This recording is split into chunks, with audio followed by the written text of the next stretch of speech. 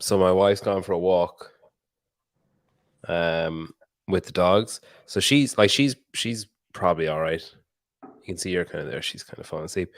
He is an unknown entity because he'll be 20, 25 minutes, 35 minutes could go past, and you're like, oh, he's good.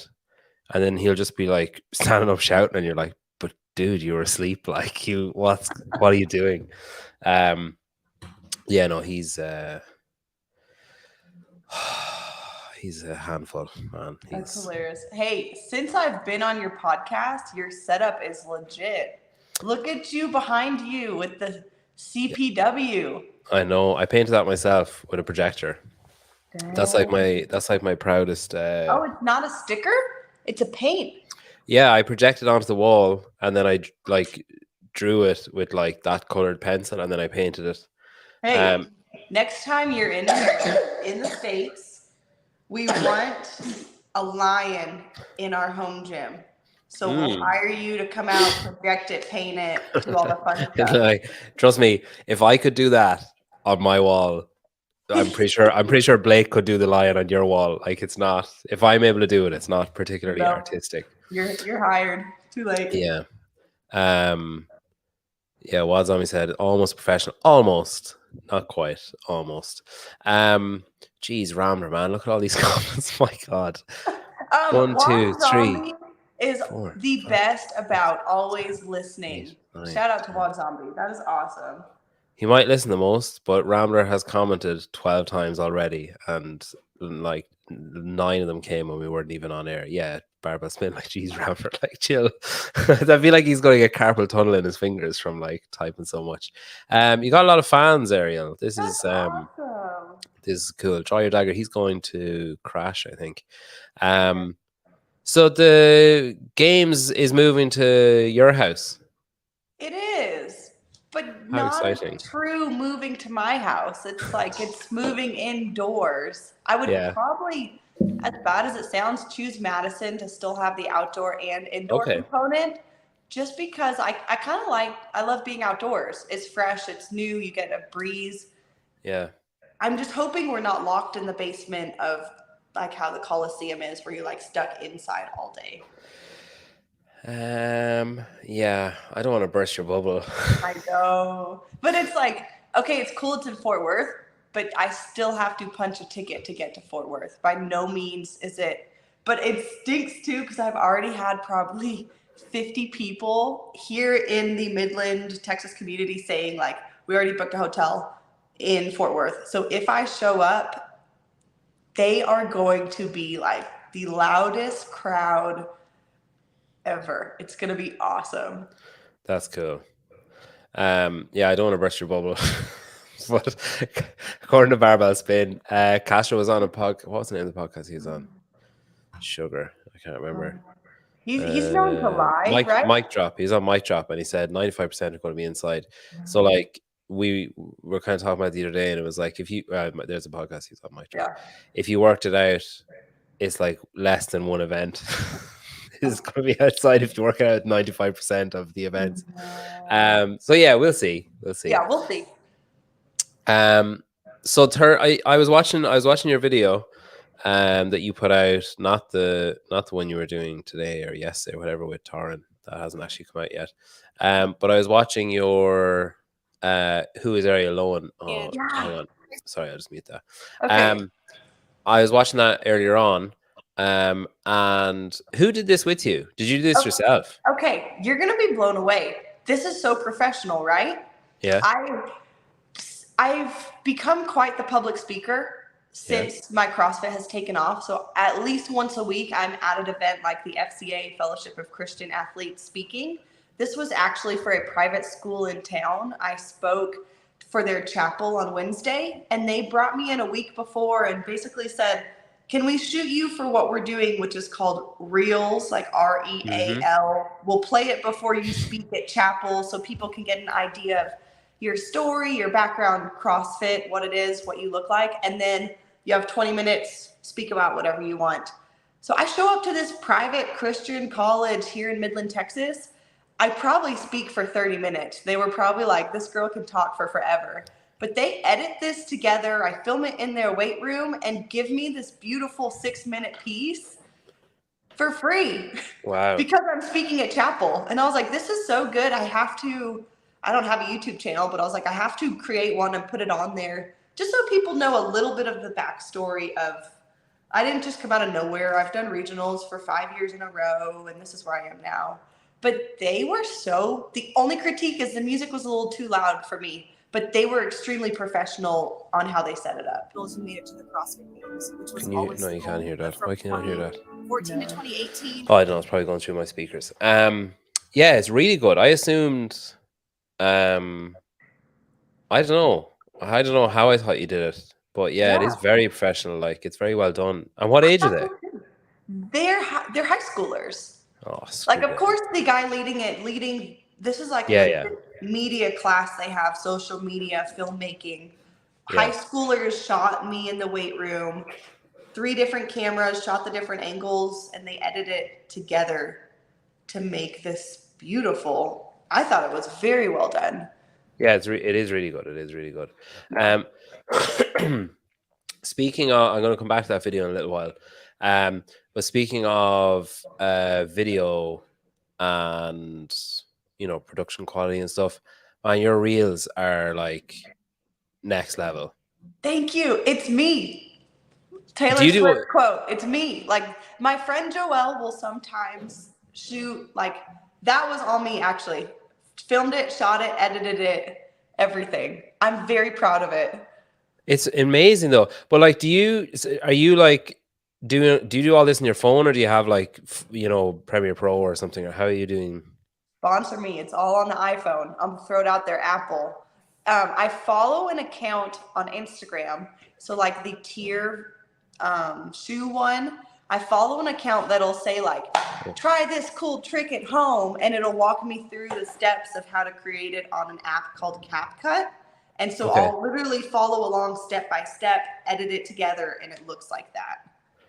It's so good. But the thing as well, there's so many, I don't begrudge anyone getting money, but there's a lot of athletes who get money for like nothing. Like, it's just like turning on, just being like, hey, like, here's a picture of whatever. Sports bra and spandex, and like that's how they get paid. Yeah, but like your wow, that was a lot of shade, Arielle.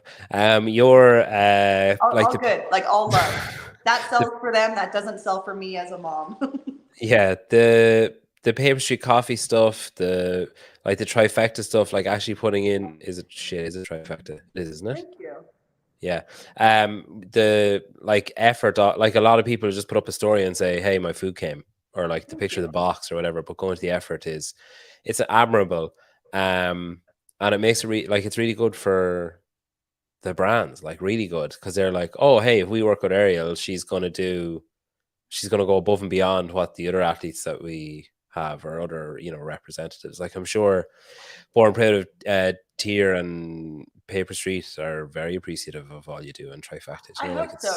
You kind of hit it on the head. Like, I'm trying to build a brand. And what do I want my brand to look like? I want it to be different and creative and a little bit outside of the box in a creative, classy way. Yeah. A little bit of goofiness in there, but thank you. I try and be intentional about the companies I partner with, because like, I can't partner with a company I can't creatively market. It just won't be authentic. Yeah. But thank you. I enjoy it. Good. I like it. Oh, that's the line you're going to do. I enjoy tapping into a new. I didn't know I was good at editing, but I think I'm decent at it. So like, I'm learning stuff about myself. This is like shameful on my part. Everyone I click into, I'm like, oh, look at this, and I'm like, oh shit, I haven't liked that one. The effort is remarkable, and they stand out when anytime they come up on my feed. I'm like, oh shit, like she's actually really good at it compared to. Cool. Now your challenge, Pedro, when you see it, hit the like button. Yeah, I actually love. Yeah, like there's some stuff that just kind of flies past me. No, yeah, but like our friendship is deeper than Instagram. That's what's cool. Yeah, I mean, I disagree, but okay, whatever. I must say, I'm actually on such good behavior here. I haven't, I said S word a couple of times, but I haven't sworn once yet. And we're like nearly 10 minutes in. This is I am proud of you. It's genuinely a record, and it's because I know you're a godly woman and you've also got a child beside you and you don't have Thank headphones you. in, so I'm conscious. I literally have my headphones here, Yeah. and Blakely was like, I really want to listen. And I'm like, you can Oh. listen, sure. So I appreciate that. But if Can it slips she- now and then, that's Oh okay. yeah, no. Can she understand? Can you understand what I'm saying? Can you understand my accent? Have you heard an Irish accent before? Have you heard an Irish accent before? Can you understand? Can you understand the things that I'm saying? Are you like, what is this dork talking about? Can you understand him? No. Said, oh. What age is she? 4. She's 4. She'll be 5 in January. So How we exciting! might have a beach trip, maybe go to Wadapalooza, and then just have a long vacation and let her swim at the beach for her birthday. That's cool. Does she watch Gabby's Dollhouse? She does. How'd you know that? Because I have a little girl who watches Gabby's Dollhouse. She just finished a Gabby Dollhouse puzzle. Wow. While we've been speaking.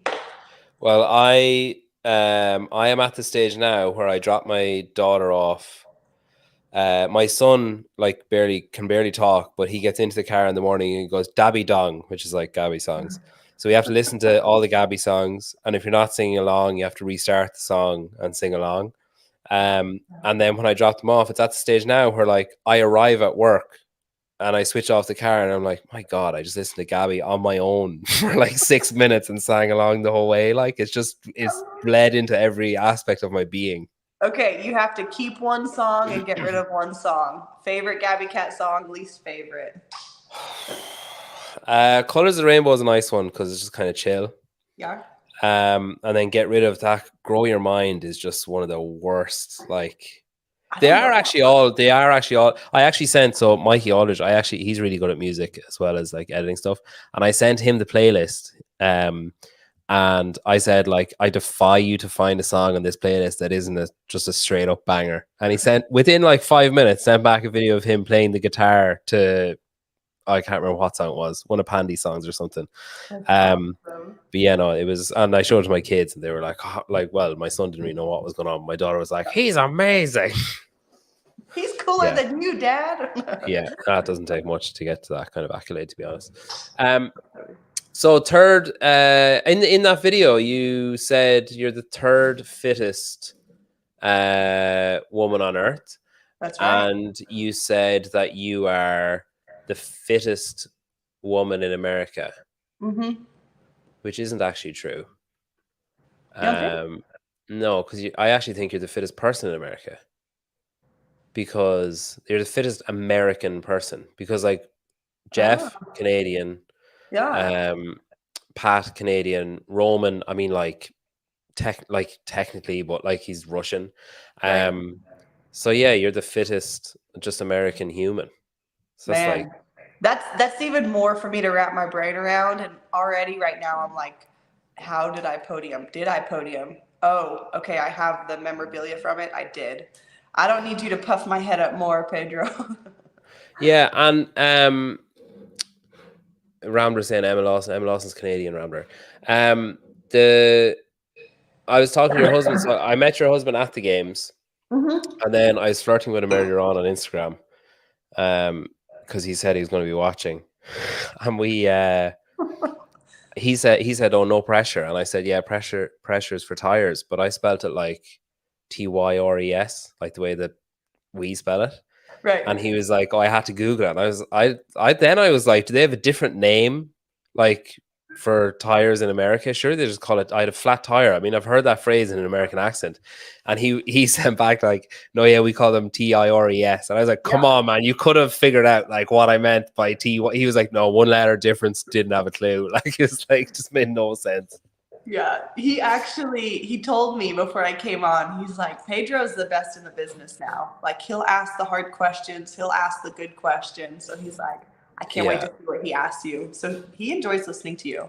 I mean, that's kind of it's a barefaced lie, but it's kind of him. It's definitely better. Chase wondering if I knew you trained out of your garage. Yeah, that was an interesting what a road. I had never, no idea. Like if it wasn't for Bryce, I never would have figured that out. That was insane. I wanted to ask you. So I wrote an article a while ago for Barbell Spin about like training houses and stuff, and who had done well, and like who had maybe done a bit less well. And you were right up there, and you're the only one, like you're just on your own in your like training camp. I feel like Laura is that way as well, though. I don't know much about her training. Horvath. Yeah, right. Well, Ben Smith coaches her, so she's technically a Krypton athlete, I guess. Like she doesn't live; she visits frequently. Yeah, but he does all her programming. like because he's MIA. Like when Laura's backstage, it's just Laura. Well, he was competing, I suppose, this year. Oh, true. I think Adam Klink was with her this year, because Ben was like busy competing and then nursing his knee, I guess. Okay. But yeah, I think Adam Klink was her coach this year. And because I remember hearing Ben, I don't know if he said it on my show or maybe I actually think it was on Savan's, because it's better line, so Savan probably got it out of him. But he said that like Laura just turns up, like she won't say like, "Oh hey, I'm coming to Virginia for 3 weeks." He's like, she'll just be there, and then she'll just be like, "I'll stay for a while," and she just like train with them for a while, and then just leave again, and then come back again. Where like so? Are you your own coach, your own programmer? Do you do your own stuff? Do you get input from other people? Do you have like a coach? Like what's your setup? I know that you train out of your garage. I do. Spoiler alert for everybody listening. I do train out of my garage. What? I have, after Rogue last year, I figured out some holes that I am not a very explosive athlete. I don't feel like I'm good at odd object, like grit strength. So I did reach out to the strongest person I know who lives a mile from me, the strongest guy I know, literally. And I was like, can you get me like country boy strong? Can you make me strong so I can lift up a wheelbarrow easier, lift up an odd object sandbag? Like, I don't want an Olympic lifting cycle. I want a strong man, basically cycle. So he will send me 6-week push and pull cycle. When the 6 weeks are up, I jump on a call with him, say, hey, this was good. This is what I'm thinking. They'll send me another 6-week cycle. So he is the only person I reach out to when it comes to who's he? He was actually my first ever CrossFit coach. His name's Brian Rideout, and literally he's the strongest person I know. So I said, if I want to get strong, I'm going to look at who's strong. He's strong. Reached out to Brian. He sends me 6 weeks push and pull cycles. But other than that, I don't reach out to anybody else. I will program my own cardio stuff, program my own. I don't really do Metcons, but anything that doesn't involve building muscle, I train, like my running intervals, my muscle up, my stuff like that. And where do you base that from? Like, where do you get your, I don't know how to describe it, like your inspiration for your programming, or your like what's your, is it just purely from experience of training and, like being around it and all that kind of stuff? Or have you spent time dissecting other people's programming or looking at other stuff that's out there and saying, like, kind of picking out different aspects of different methodologies, or different, well, it's all the one methodology, I suppose, different, like, versions of programming, and saying, oh, I like that idea, I don't like that idea, or whatever. I know if I train myself, it'd be a mess. I'd just be like constantly on the assault bike because I like it and doing nothing else. Oh, no. So I keep my blinders on. I don't know what Mayhem's doing. I don't know what HWPO is doing, nor do I care at all. What I will look at is the games. Like right now I'm looking at Rogue. So I will look at past years of Rogue and be like, what do I need to work on to succeed at Rogue? And so I'll sit down Sunday, I'll write out a list of like, I need to hit the sandbag, I need to do a box step up, assault bike, runner, pull-ups, chest to bar, wall balls, and I'll make a list of like, these are the movements I have to do. Okay, Monday, I guess I'll do bike and wall balls and toes to bar. Cool, I'll check those off the list. Tuesday, I'm gonna run, so I'll run and then add in barbell and this and that, and I'll just like Tetris, piece it together, and then my week is done, and I'll do that for the week. The next week rolls around. Sunday, I sit down, write the same thing. But if I'm looking at Rogue, because that's the animal I'm like training for now, Monday through Wednesday, the cardio piece will always include a barbell. Thursday will just be machines. Friday has to have a barbell in it somewhere. A little bit heavier, a little bit more odd object. And I'll start like September, mid-September was when I started like kind of ramping it up for Rogue. So I have my numbers, like my baseline, and then next week it got a little bit harder, a little bit more reps. A little bit harder, a little bit more reps. So the weeks building up to Rogue, like I'm a steady cardio, increase it, trying to peak about a week or two before, then I'll deload and compete at Rogue. I've learned what I don't like, and I've had what I don't like, so I know what I like. I really like the clock. I like every 3 minutes you go, work 2.5 minutes, rest 45 seconds, because I can motivate myself with a timer.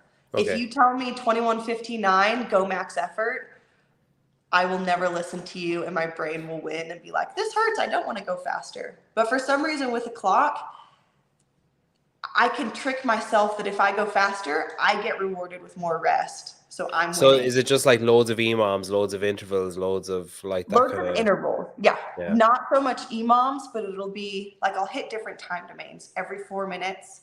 Tuesday might be every 2 minutes. Wednesday might be work 2.5, rest 30 seconds. So it's always time interval based, but different time domains.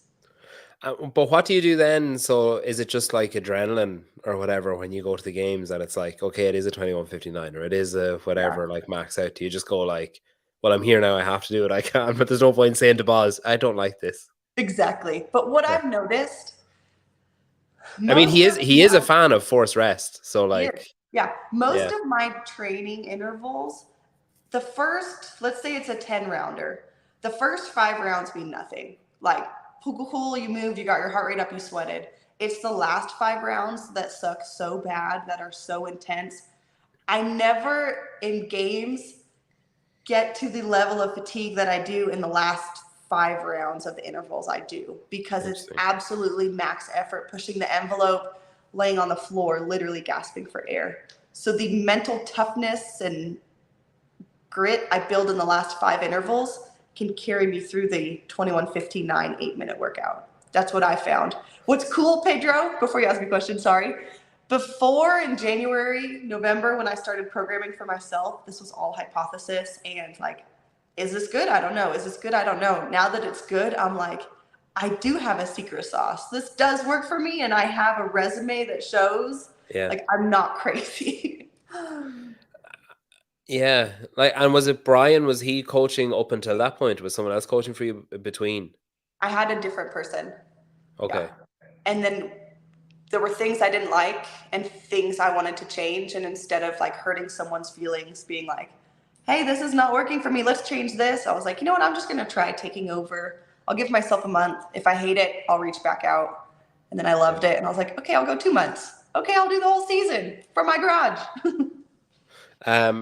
Who was that? Who was the coach that you had before, or do you not want to say? So I'll say this.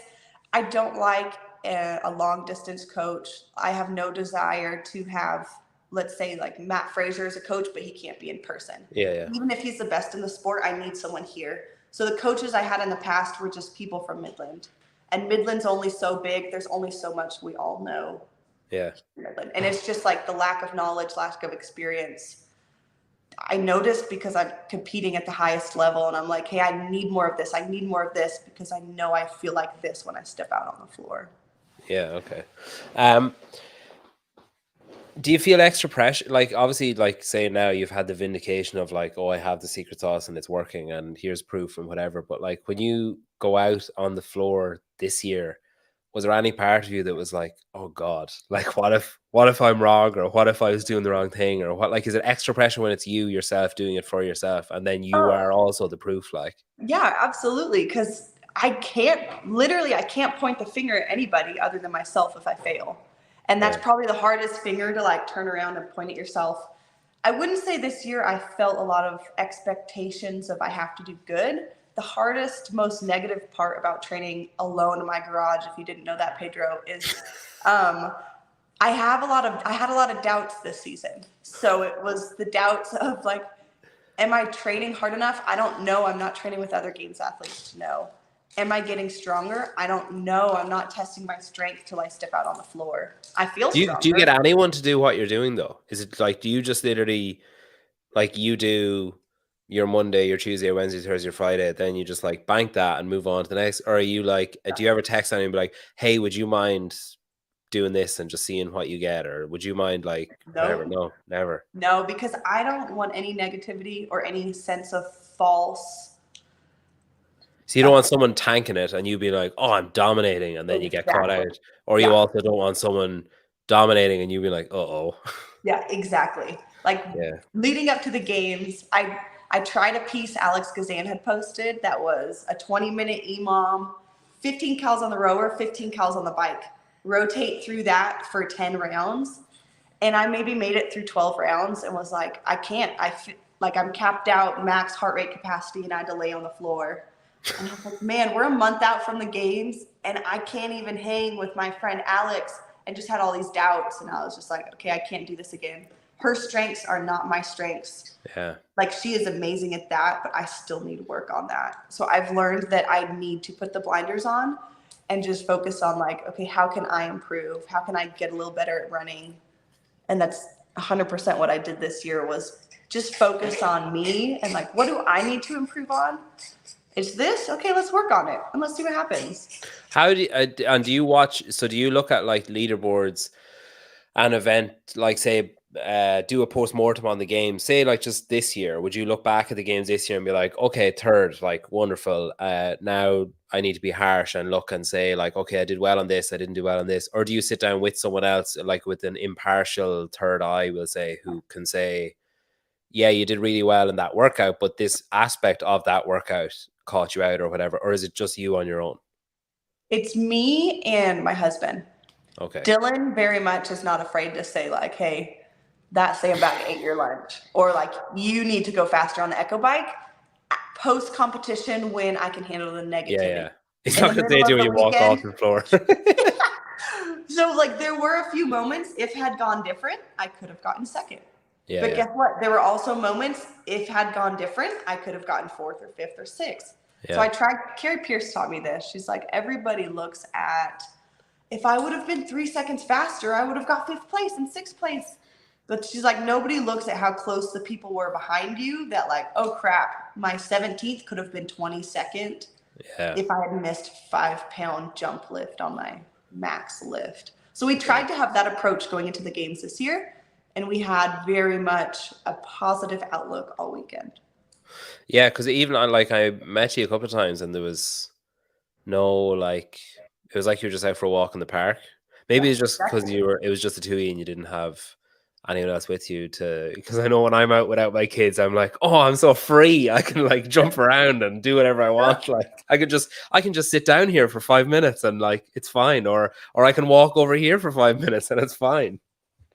That's so funny, because that's such the perspective I have. My husband might not have it as much, but I'm like, people are like, how could you sleep in the airport before going to the games? Your sleep's all messed up. And I'm like, y'all, I get 5 days of uninterrupted sleep. That one night of sleeping in the airport means nothing. I get a whole weekend full of, the only thing waking me up at night might be my husband snoring, but like I can handle that. Yeah, no, I think it's it's funny, like because like I feel like you're quite similar, but like myself and my wife are never home alone. Like we're never home without our kids, because like when we go to work, they go to the daycare, and when we come back from work, we collect them from daycare on the way home. So it's like they're like, I mean, they're in bed now, but like this is the time. This is the like child-free time. Yeah, but when I met you guys, you were very relaxed, very like he was doing his Sherpa role, like carrying all your stuff around and, you know, just being a good guy about it. The big bucks. But I just like, it's astounding. Because I even think if my wife said to me, obviously it's a very different scenario, but if my wife said to me like, oh, I did this workout, like, what do you think? Like, basically no matter what she did, I'd be like, that was brilliant. I'd just be like, you're great. Like, that was really good. You know, you've had kids, like, it's amazing. You know, you're just great. You know, like, I'd never be able to be like, you really messed it up on that bar. But again, it's a different scenario where he's like, it's more kind of not life or death, but it's a lot more serious if you like misjudge a workout or whatever. But the good part is I need the lightheartedness. Some athletes need the serious strategy talk. I know that's not for me. I need the joking. I need the lightheartedness. Very much so. Like when I step on the floor, Dylan is not telling me any strategy. We're just having fun. It's a good time backstage. And then like the competitor takes over when it's time to take over. But if it was always serious, I think I would have been burnt out on CrossFit a long time ago and have been over it. But the balance of goofiness and lightheartedness, I think, is my secret sauce this past year to like staying mentally strong and having a good time. Well, watching that video, it seems like the last maybe 3 years. Like watching that, who is Arielle? Like it does, because I feel like so if people haven't watched it, they should go and watch it because it is like it's short and it's easily digested and stuff, but it's good. There was a few things I wanted to talk to you about in it. So you kind of like straight out of, you know, high school, straight into CrossFit, and it was like filling that kind of scratching that itch, I suppose, for wanting to compete and being told what to do and whatever else, like from cheerleading and track and stuff. And then you had this kind of, I guess it kind of consumed you a bit, like wanting to go to the games. Is that fair? Like the kind of need to keep, you had a couple of years of like learning it, and then it was like, all right, now I need to do it. Like, yeah, because I've always believed deep down, like I have the capabilities, I have the handstand walking, I have the ring muscle ups, I have all the things you need. I just couldn't put the puzzle together when needed, when it counted on the competition floor. Yeah. You mentioned then that you were kind of pushing all your eggs are going into one basket, basically. Like it was this was the big thing. This was like what you needed to do. And up as far as like 2018, you had a lot of near misses, like some sevenths, some sixths, some, you know, all regionals, like almost moments. And then you got pregnant then at the end of that. Right. Are you ever reluctant to talk? So there's two things come to mind. One, you spoke about, someone asked you a question on your Instagram like months ago, 2 months ago, about you and your husband when you argue, or like, you know, like what's it like when you argue, and you answered like insanely honestly. And then the same in that video, you were asked or you spoke about your pregnancy, but like insanely honestly. Thank you. Where there's like this I guess there's a thing, especially with social media and like YouTube and videos and stuff, and even just the passing of time, to view things with like rose tinted glasses and be like, oh, it's wonderful. Because like, say when I think about my kids, I just judge them on their now or whatever they've brought to me up until this point. But like, I would forget, like we had a very stressful pregnancy with the two of them, and I kind of gloss over all those bits and be like, wow, Sloane's amazing, and she does this, that, and the other, and like, oh, Bodie's so funny, and he does this, that, and I forget about the fact that like he nearly died when he was born, and I forget about the fact that like she was upside down and causing all sorts of problems before she was born. But it's sort of like, I don't know, like, you know, when your kid does something really annoying and you're frustrated at them, but like 5 seconds later you just forget about it because you're and like, then they go to bed and you're like, oh, they're perfect. I miss them. I feel so guilty for giving out to them, and it's like, no, but they set the house on fire. It's like, but you have this ability, you did it with the argument, talking about the arguments with your husband, and you did it talking about the pregnancy, this ability to be like brutally honest. Where like you talked about the pregnancy as like initially as like a negative, as like you were like, the words you used were like blaming God. Whereas for most people, I feel like especially religious people will be the opposite, that it's like this like, even if it's not actually there, a claim of like this innate gratefulness that like, it'll all work out. Yeah, it's so wonderful. And like, what can you remember a point where it turned from like, what was the negativity about it because of what you felt like it was going to stop you being able to do, like say personally, professionally, or whatever? Is that where the negativity was coming from? Yes. So like I think I never know what people are going through. So I like to be as vulnerable as possible and be like, hey, if you're struggling with this, I struggled with it too. This is how I got over it. Like when I got pregnant, I get why people want to have abortions. There were legit times I was like, I really don't want a kid right now. Like I'd like to be a business professional. I'd like to pursue my life as like a very selfish person. I would not be mad if I had a miscarriage, which is horrible to say, but those were real raw feelings I felt that just came from me being selfish and being scared of like, now I have to sacrifice not only my time, but my body, and I'm going to get fat and I'm going to have stretch marks and all the horror stories of pregnancy. But it's easy to look back on now because like I've grown so much and she's amazing and she's great. But I did have moments of struggle and like dark times, as bad as it is. But what changed everything for me was I talked about it on the YouTube clip. They didn't put it in there. Yeah, the dream. I was going to ask you about the dream. Yeah. So what was the dream? I'm dealing with shame. I'm dealing with guilt. I'm dealing with a lot of negativity. But the one thing I love is still showing up every day to CrossFit. Still went to the noon class at CrossFit Abilene. You guys heard that in the YouTube video. This girl had been dropping in from Hawaii. Monday and Friday, she was leaving. So Friday, she's like, hey, I'm about to leave out of town to go back to Hawaii. God gave me a dream about you. Can I tell you? And literally in my head, I was like, I am not happy with God right now, but like, tell me your dream. This better be good. Yeah, exactly. As bad Is it an apology? Yeah, right. Apologize for ruining. No. So she stands in front of me and holds her hands in a cup like this above her stomach.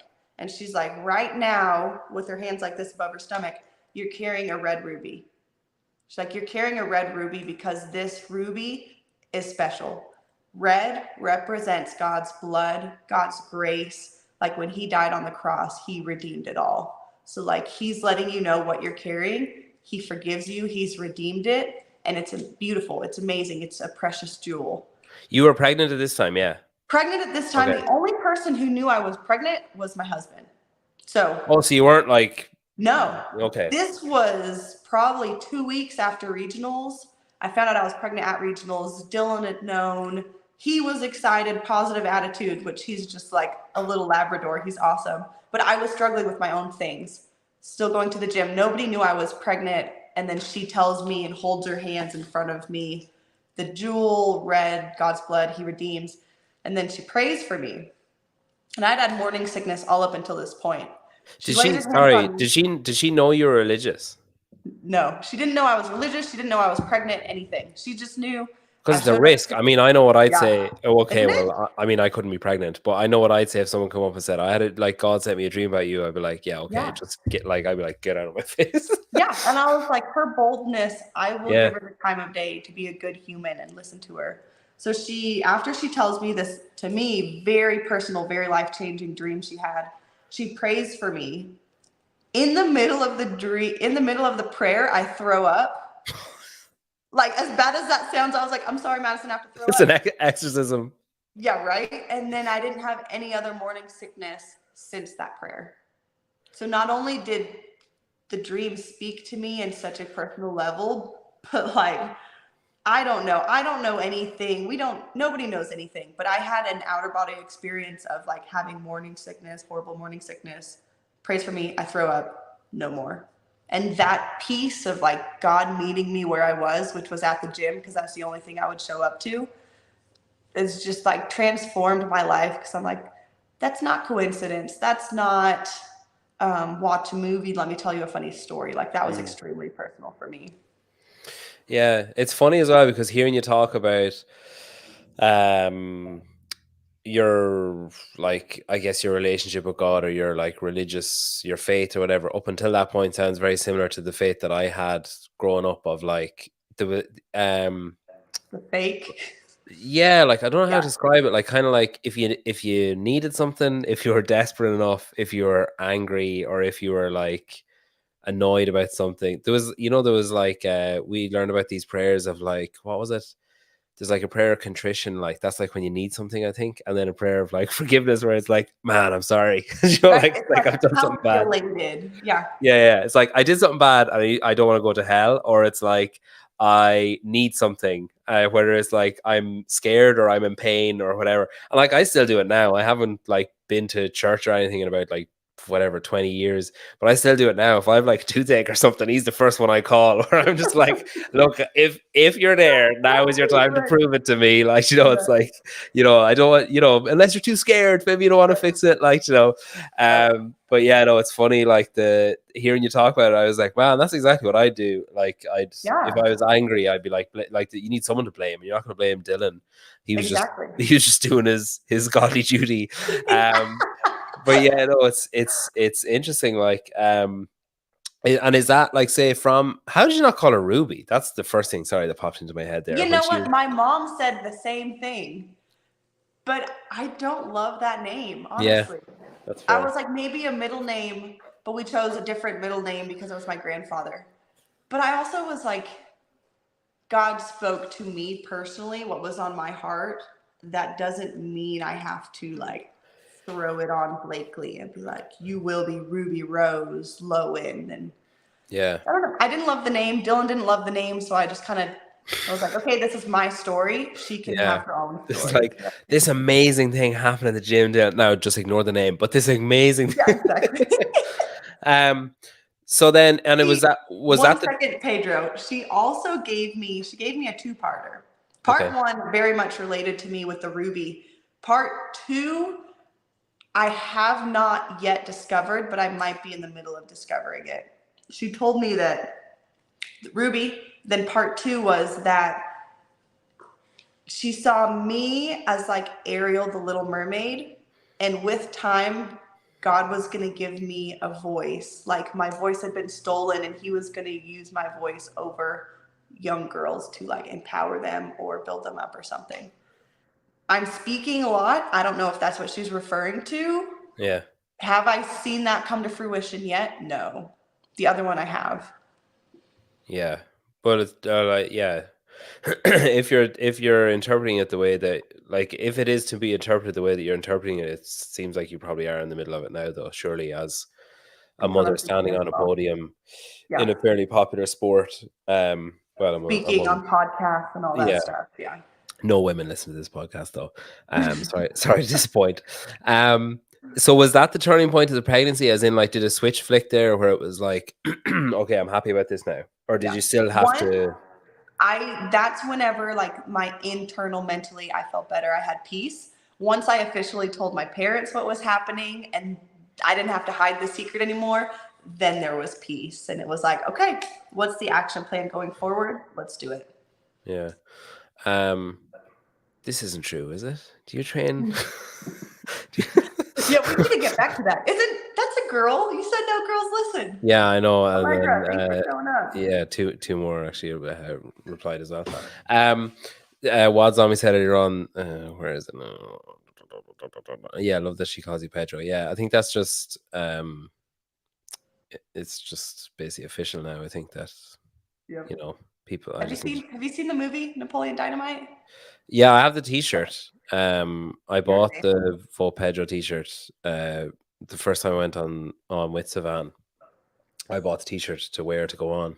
I just thought it'd be funny. I actually wore it in Madison, and loads of people stopped me. And I was like, I remember thinking like, maybe this is a bit egotistical, but I remember thinking like, oh, they must watch Savan and they know, and they were just like, great movie. And I'd be like, oh yeah, okay. Like, they know who I am. Do you want me to autograph it? not even know who I am, but just like, oh, they get the joke was all I was thinking. Is like, oh, they obviously know Savan's show. They saw me know the T-shirt. They get it, like, but they're just like, oh, and they'd be pointing at me like, oh, this guy gets the joke, and I'd be like, I love that movie. Like, yeah. That's why I'm wearing this T-shirt at the CrossFit Games, a really like specific reference from one movie. What a humble moment, reality. Yeah. What about then, like, so if you're in, I guess like the most common type of person to fall victim to, you know, kind of depressive thoughts after birth would be some people who had suffered it before birth as well. Like, was it just a clean slate straight from there, just on the up the whole way afterwards? It shouldn't have been, because I gave birth. 3 days later, I move out of my parents' house, move in with Dylan at the time. We'd never lived together. So I gave birth, moved cities, moved in with him, adjusted to a newborn, adjusted to living with Dylan for the first time, which should have been a lot for me mentally, a lot for me physically, but I have a very much positive outlook that like it could be worse. I could have twins. Ooh, okay, I'm good. I'll handle just one right now. It actually from that moment sucked, but I didn't have to deal with any of the like hormonal side of it. It was just like, okay, this is my new reality. Let's make the most of it. Were you guys married then? No. We got married a month after she was born. Okay. Which was actually surprisingly an ordeal at the hospital. Whenever it was time to name Blakely and we had to sign the paperwork, they asked me multiple times. They're like, your last name is Armstrong, his is Loewen. Are you sure you want to put her last name as Loewen? And I'd be like, yeah. Are you sure? Like, Dylan, sign off on this. Okay, he's okay with it. Are you okay with it? Like, it was an ordeal. Do they do that thing they do it here, or do they do it there where they separate you from him and like ask you like, are you okay? Like, is it like, because they did that with us, like me and my wife went in, or my wife and I, whatever. I think we went in, I think it was for a scan or something. I'm not sure. Maybe it was like the last scan, maybe, or the last like appointment before the due date. And they like brought her off into a separate room, and I was like, what's happening? And then she came back and was like, they were basically asking if you're abusing me. Like, they were basically asking me if it's safe for me to go home with you. And I was like, I guess that's a good thing to do, but I'm still kind of insulted by it. Like, I was like, I guess they're doing their job. The bruises on your arm was because you didn't do the dishes. What are they talking about? Yeah. This is gonna sound horrible, Pedro, but we lived in different cities. So the only time Dylan showed up for any appointment was at birth when I was delivering. So they were probably just like, who's this guy? Who's the dad? We don't have to ask about him. He's not here. Yeah. But what I told him, because he had a lot of like, do you need me there? Because it's like 2.5 hours away. And I was like, as long as you're there for when Blakely is born and you're there the rest of her life, I don't care if you show up to one of those scans. So he's been good on his promise on the back half. How long were you together before you got pregnant? We had been together since 2012. Okay, and I got pregnant in 2018. So we had very much. You're basically married, like. Yeah, exactly. Yeah. We broke up and got back together at least 3 times a year. So once we had Blakely and got married, amazingly enough, we haven't broken up once. Yeah, I wonder why. Yeah, right. But I'll paint him in a prettier picture. He was always the one who was like, I'm not going to propose until I build you a house to say like, this is where we're living. So he had the, like, I don't want to say unrealistic expectation, but building a house isn't cheap. So he wanted to like do the biggest gesture ever before we start into life. He's a contractor, is he? Or an architect or something? Main gig is garage doors. He dabbled with building homes, but the market is just so weird right now. Cost of lumber is like up and down. He's like, I'm going to stick with garage doors. Did he build that house though that you're sitting in? He did. Like himself, or like get someone? I would say contracted it out. Like he did a lot he managed the building of the house, basically. Yeah. Like he didn't frame the house. He did the plumbing from the ground up. Like the stuff he could do, he did. But the stuff he doesn't know how to do, he's not afraid to be like, let's hire it out. Man, there is no way I would do. I mean, I wouldn't hang I nearly swore there. I wouldn't hang a picture. But like, there's no way that I would risk plumbing stuff that's going to be under the house. Like, no matter how confident I was, I'd be like, I'm paying someone so that I can go back to that person and be like, there's a leak. Whereas, like, if I do it, I would never sleep for the rest of my life. I'd just be like, was that a drip? I'd just be like, was that wet pat though? Is there? The funniest thing, I train for my garage, so I hang up all of my awesome, like memorabilia from like game signs and all that. I had my 3rd place Wadapalooza medal from being on a team with Carrie Pierce and Alex Kazan. So I was like, Dylan, can you hang this up for me? Because it's his house, not his house, it's our house, but he is very detailed and he wants everything level. So he goes to hang up the medal, uses the stud finder and sees that there's something behind it, like solid. So he puts it in and then we just hear. Oh no. And he did the plumbing in this house, but he hit a water line. So he had to like patch it and repair it. But he was just so funny because he did the plumbing and he knew it was there, but hanging up the metal, he had forgotten about it. Yeah, that's funny. Was that a consideration, like all joking aside, the fact that you were going to train, like did you build is the garage like was the garage built for that purpose? Like were you like, okay, I wanted to have this much space or whatever, or was it like, oh, we're gonna have a garage, and then you were like, oh, that's cool, I can train there. Do you know what I mean? Was it like was the garage built around the fact that you were going to train there, or did you just train there because it's there? When we bought the house plan online, we knew we wanted a 3-car garage because one of them we had a Rogue rig at the time. We had a barbell, we had plates. So we knew we wanted a garage gym. But never in my wildest dream did I expect that would be like my 100%. That's where I'm training at every day. Not until last year did that happen. Because I always had the expectation or the perception that that's boring, that's lonely, that's mentally would suck. I would never want to do that. And then I was like, I'll try it for a month. And then I fell in love with it. It's good as well though. Like I admire your ability to push yourself to that level. Like you've obviously got, I don't know, a screw loose or something, or tighter screws than I do anyway. But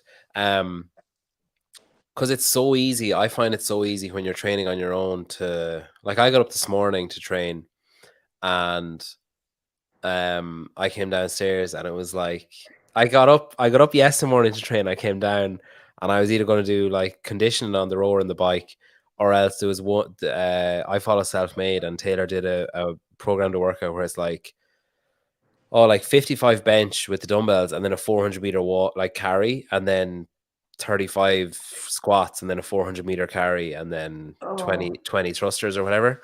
And I was like, I'll do that because it's definitely going to be shorter than like 40 minutes on the machines or whatever. And I just don't have the capacity in me to sit down on the rower and start pulling Right. So I went out, I opened the front door, pitch black, piss and rain. I was like, okay, rower it is. And I just like had to go back inside. But like, I just hated, there was just, until I got going, I just hated so much the fact that I had the equipment in my house. I was just so annoyed. I was just like, oh, like, why can't I just go somewhere else that's like not here and do it, and then come back and not have to think about it? Like even now, I did that workout this morning, the walk one, and like I didn't it didn't really hit anything because I wasn't strong enough to do 50-pound dumbbells, so I did 35s, but then that made it like a bit too easy.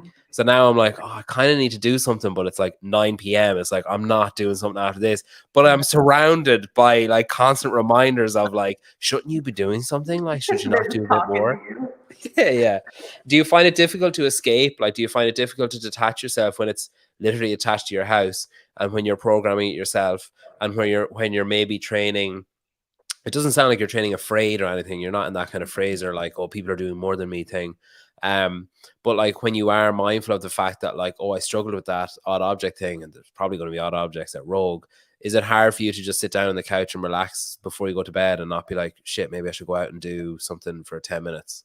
Absolutely not. I very much treat my garage like that's my office.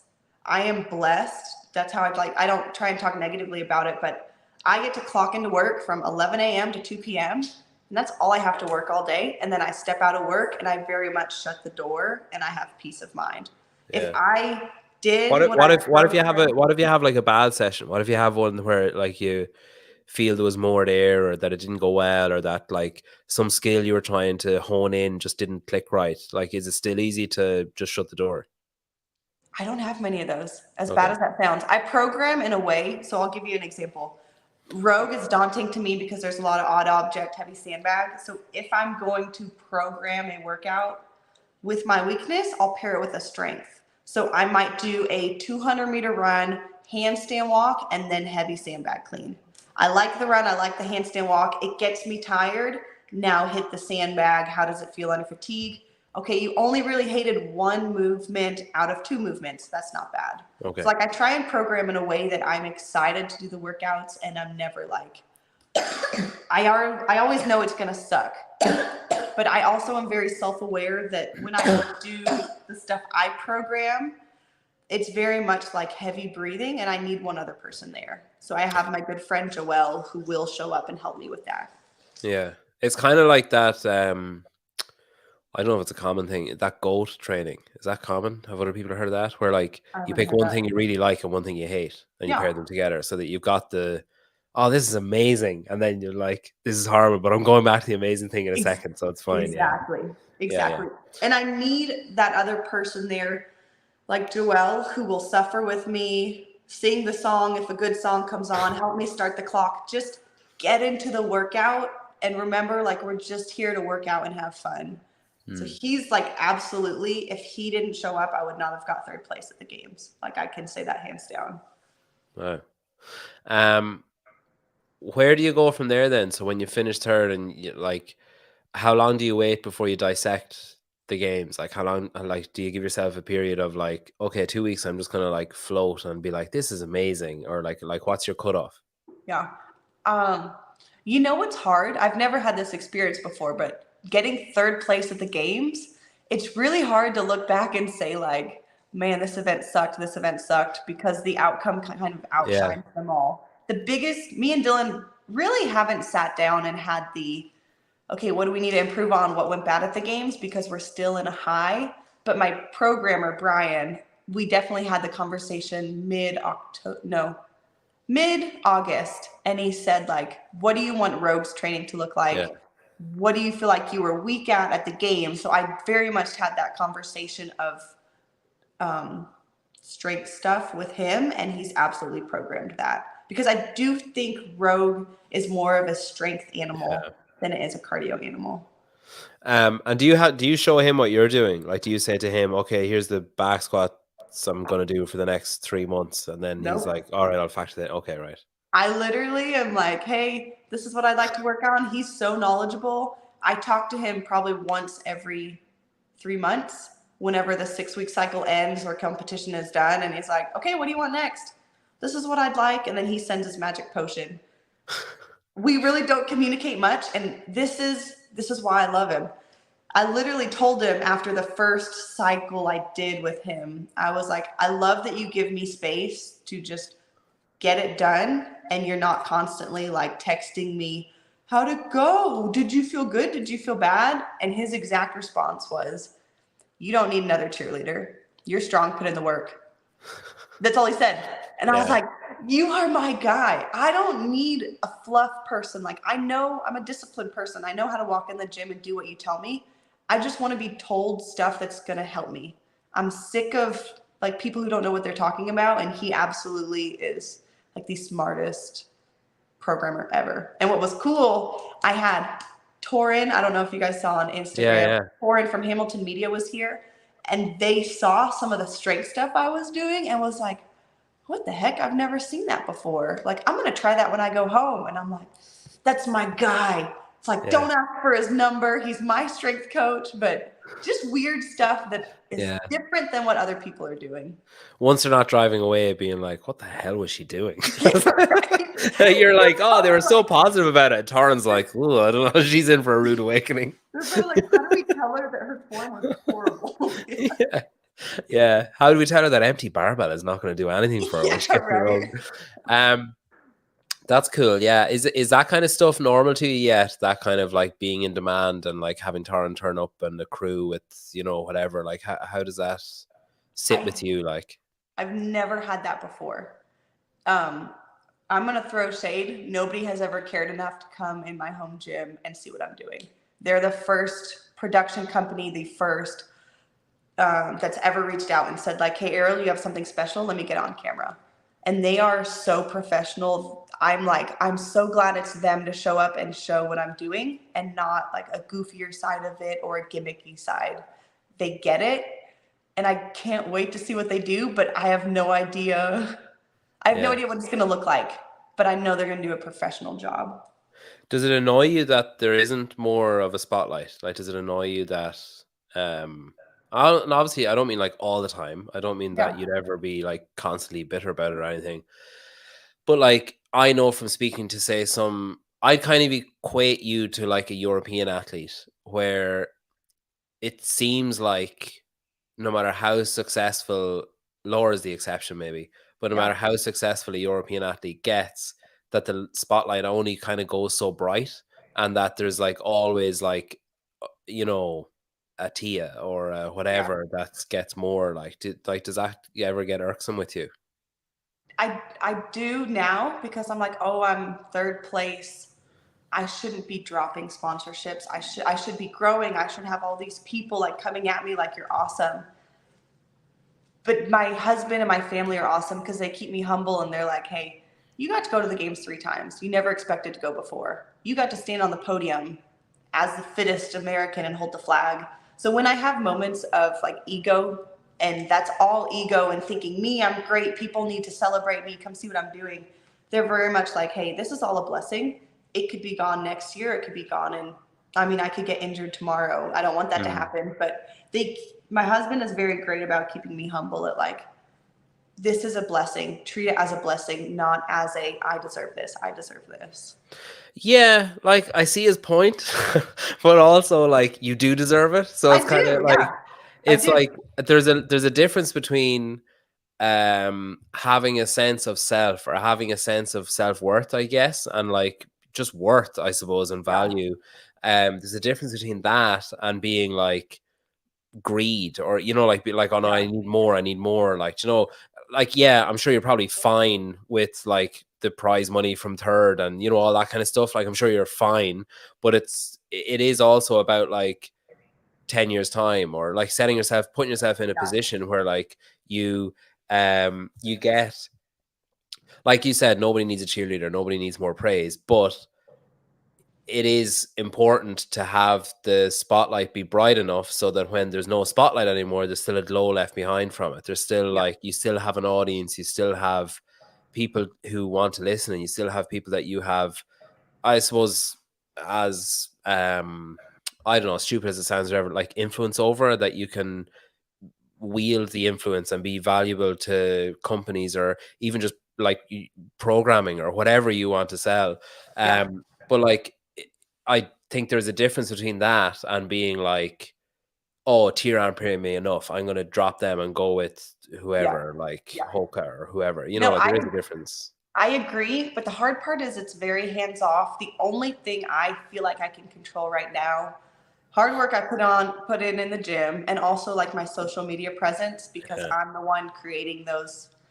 That's all I feel like I can put out there. I have an agent, Jared, who helps me with like the contracts, but like I can't reach out to CrossFit and be like, hey, I got third, come make a documentary this year, like, and ask me post-interview questions, because the year I get third, from what I've heard, they're not doing a documentary this year. And I'm like, dang it, I would have loved to have been in a documentary. So I like sit back and control what I can control, which is my social media presence. Other than that, I don't know. I don't know what to do more, if that makes sense. Yeah, I guess the onus is on others. Like it's on the companies to see the value, and it's on the, like, Paper Street are reaping the rewards of supporting you, and like showing faith, and showing, like investing in you, and giving a, like, you got your mug, you've got, like, a lot of people would kill for that, and it's cool that like they spotted the potential and stuff. And then I suppose it's on, and I don't mean this to sound egotistical at all, like, but it's on people like me, or people like Savan, or like to tell the story that others won't tell, then, so that maybe some, I don't know, big dick exec from Nike will be like, ooh, who's this one? But here's the cool thing, Pedro. Rogue is only highlighting 3 athletes: a strongman, an individual female, and someone who qualified overseas through the qualifier. So as much as I can say like nobody cares, absolutely Rogue is saying like, go to Arielle, let's see what she's doing. And that is the biggest compliment in the world, because somebody high up at Rogue was like, they could have gone to all these people I could name that have more followers and are more famous, but they chose me. And I think that's extremely special. It's, and it's classic Rogue as well. Like that's their, that's their thing. And I'm like, if I'm going to want it from anybody, I personally think I would have picked Rogue to say like, to make me feel special, thank you, Rogue. Like, I would love that from you. And who knows? It could be Arielle Loewen, rogue athlete. That I will say, Pedro. That is, if I love my sponsors. They're all amazing, but Rogue as like a home gym person with equipment and stuff, that would be like top of my list. But isn't it basically like when you're a rogue athlete, that's like you're basically locked in for life as well? It's like Miko Salo is still a rogue athlete, and like I would love that. yeah, I'm pretty sure that's the Especially thing. we're building a bigger gym behind our house, which is kind of like a retirement plan for us. Once I'm done competing, I'll run a smaller 10-person affiliate behind our house. Rogue would be a great person to partner with for that. Yeah, I've seen you start to do that. Have you seen Emma McQuaid's gym? Have you seen pictures of it? Phenomenal. Yeah, ridiculous. Phenomenal. She's actually her gym is affiliated. I know I was on the affiliate map yesterday for something else, and I was like, that's her name, like, and her address. Like, why is that there? So I text her and I was like, I didn't realize you affiliated. She was like, where'd you see that? I was like, oh, it's on the. She was like, oh, I did it for quarterfinals. And then I was like, it's like halfway away through the country from where you actually live. Like, it's totally wrong place in the map. And she goes, good, yeah, hope they leave it that year and people leave it there and people go to the wrong place. Like, she's like, I don't want anyone coming here. Like, it's just purely for quarterfinals. I love that. Yeah, that's interesting. Her gym is the prettiest gym I've ever seen in my life. It's sick. And like Mikey and like Anya and the media crew that are around there are like, it's built for media. Like, it's like this down lights and it's just perfect. Like it's she's beautiful. Really put in a big effort with that. What about the rest of the off season then? So you have Rogue in like 3 weeks or 4 weeks. And then Wadapalooza team individual. Wadapalooza is always a question mark. Games priority, Rogue priority. Wadapalooza is if I feel good mentally, physically, let's do it. I would love to go individual. And I think like the only way I'd go team is if Laura Horvath asked me to be on her team. I loved going team last year with my teammates, but I very much would like, if I go to Wadapalooza, maybe compete Thursday, Friday. And then the weekend we go to the beach, we see my mother-in-law, and we have more of a vacation. Okay, so you're putting a not impossible, but like maybe a more unlikely scenario on team play. Yeah, exactly. Because like, well, if it doesn't happen, it's fine. But like, if it does happen, okay, cool, I'll do it. Exactly. Yeah, okay. And Laura's like, well, everyone had a great time last year, but Laura, Jamie, and Gabby had like the best time looking at something. And I almost felt like the Grinch this year at the games. Like I had a little bit of love for Laura, but then as I got to know her, my heart grew like 10 times in size. She's like one of my favorite athletes just because of her personality, and I've never experienced her personality before, but it's awesome. Yeah, she's very funny, like very dry, like sense of humor, but very quick-witted. Yeah, as very like hardcore, get out of my way. That's just like European, like or slightly more Eastern from here anyway. European thing of like gruffness is seen, or like straight talking is seen as like ignorance or like rudeness. Like we have loads of like Polish parents in our school and stuff, and when you're talking to the parents, you're like, is this person a dick, or are they just like it's really straight talking? It's just a cultural thing. But yeah, I emailed her a while ago about like before the games about coming on the show. I had her email from the last time she was on, and she was like, I just said like, oh, I'd love to have you on, blah blah whatever. And she replied and was like, hi, Peter, great to hear from you. No. It's just like, it's the most like Laura response you could have. Of just like, so great to hear from you. No. Just like nothing. It's just, there was no follow-up, no like continuation. It's just like, no. I was like, because I read it in bed, and I like grabbed my wife. I was like, oh my God, she's going to come on. Because I read the first line. It was like, so great to hear from you. I was like, well, you don't say that if you're going to say no. And I was like, no. Yeah, that's funny. So is the games and Rogue, are they the priority just because of what's the bragging rights and the financial things that are at stake? Is that just too big? Games is, I mean, the bread and butter, let's be honest. Rogue is so exclusive, and like they only invite, and then you can fight for 5 more spots. So to me, I see it as very prestigious. that they choose to invite me. They send me a beautiful envelope in the mail. I'm like, heck yeah. And the money is very nice too. And they treat us great at Rogue. It's in Austin, isn't it? It's in Austin. Yeah. How far is that from you? It is probably 3 to 4 hours. You live in Texas though, right? We do. So from like border to border of Texas, you could probably drive 10 to 12 hours. It is massive. Jeez. Yeah. That'd be up and down the length of the country here. And it's like longer than it is wide. Do you know what I mean? Like over and back, that'd be like 3, 6. That'd be over and back and over and about halfway back if you went east to west. That's crazy. Yeah, it's nuts. It's nuts. And it's interesting too, because our Texas, Midland, Texas, is flat, dry, kind of desert-esque landscaping. You go to Austin, you see trees, you see grass. You go further east, you see beautiful landscaping. Like Texas gets prettier as you drive from one end to the other.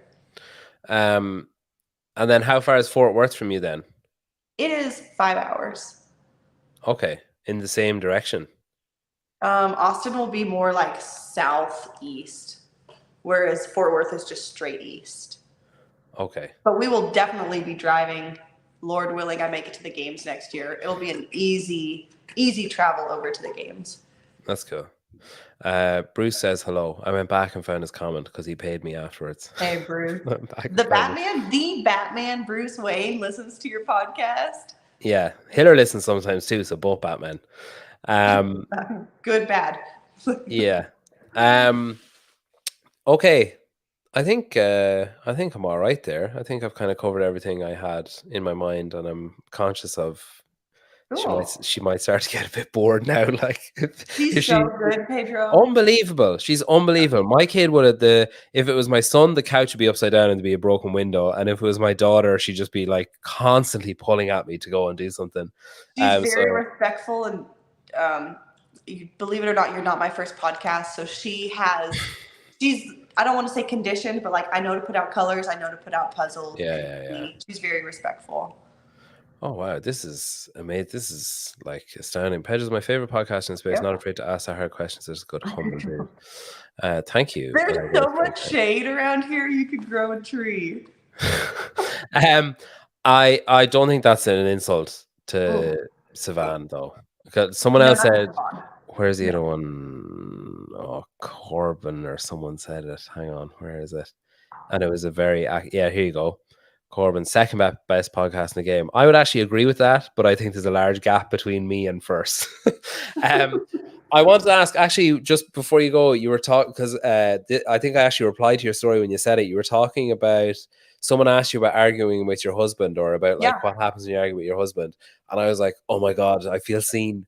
Where you were like, basically, I don't know what you're saying, that you are, or you both are so stubborn that you could go a week and like just not speak to each other full stop. Isn't that bad? We could. I had someone message me and they were like, I've been to marriage counseling. I don't recommend that. Like lottie. But me and him both like internalize our feelings. So I would rather say nothing than tell you what's going on inside of me.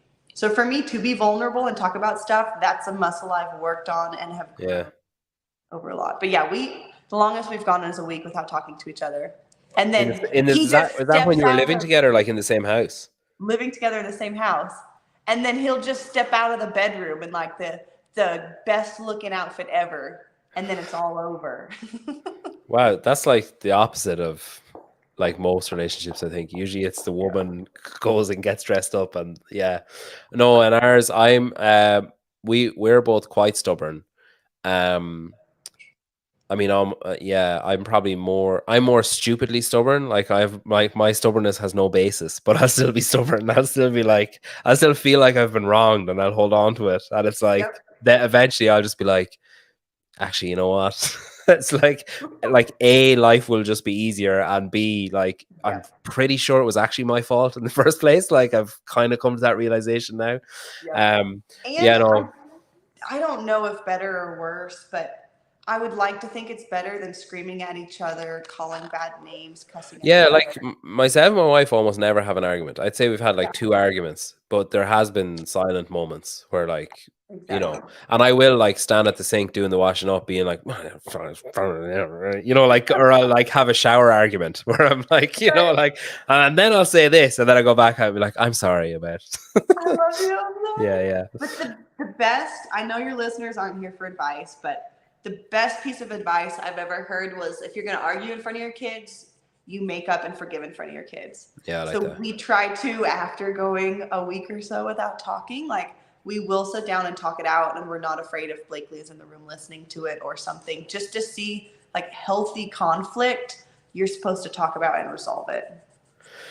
Yeah,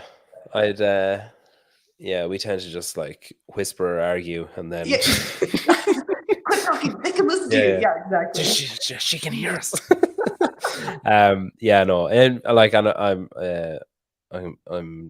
conscious of making it sound like we argue a lot. We don't argue a lot. Let me throw this out there. This is what I think is funny.